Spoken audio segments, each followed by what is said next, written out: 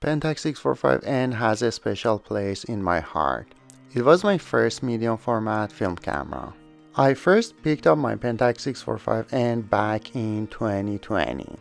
Eventually my whole kit included 3 lenses, 45 to 85, 80 to 160, and 400mm, plus 2 teleconverters. I took more than 40 rolls with it, and I also used those lenses on various digital cameras as manual focus lenses. Here you can see my video about it. I traveled with it to Calgary and Banff.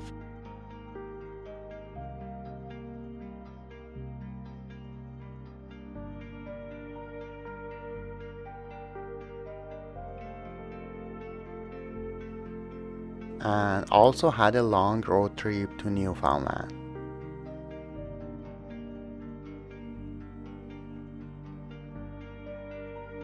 I also used it to take a couple of my favorite photos, such as the snowy owl and also the fox in the meadow. I still highly recommend this camera, especially if you really need autofocus and auto exposure features.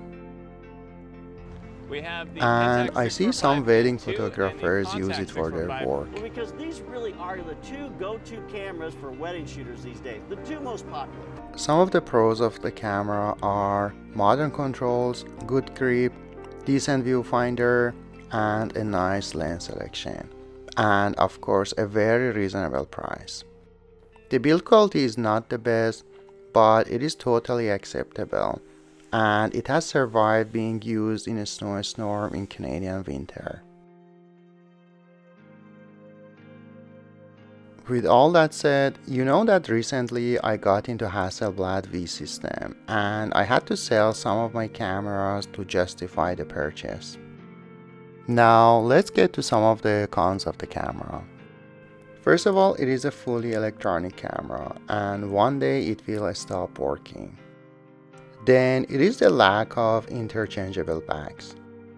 Imagine the Hasselblad V system has so much flexibility with interchangeable bags. It lets you shoot not only 6x6 but also 645 and panoramic and even digital. And of course you can have multiple bags ready to change film in the middle of the shoot.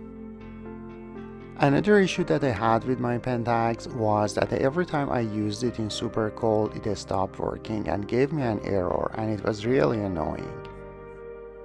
Of course it came back to life after being warmed up, but I lost my film in it.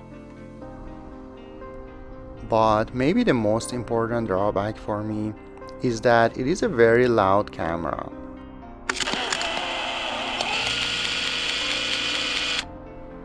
It is so loud that it is unusable for street photography.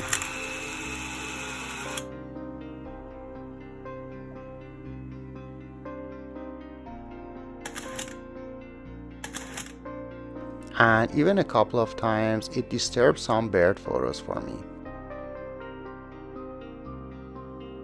With all that said, I still love this camera and who knows, maybe one day I will get another one. So that's it. If you like this video, please consider subscribing to my channel. Also feel free to follow me on Instagram, Blue Sky, and X, also known as Twitter.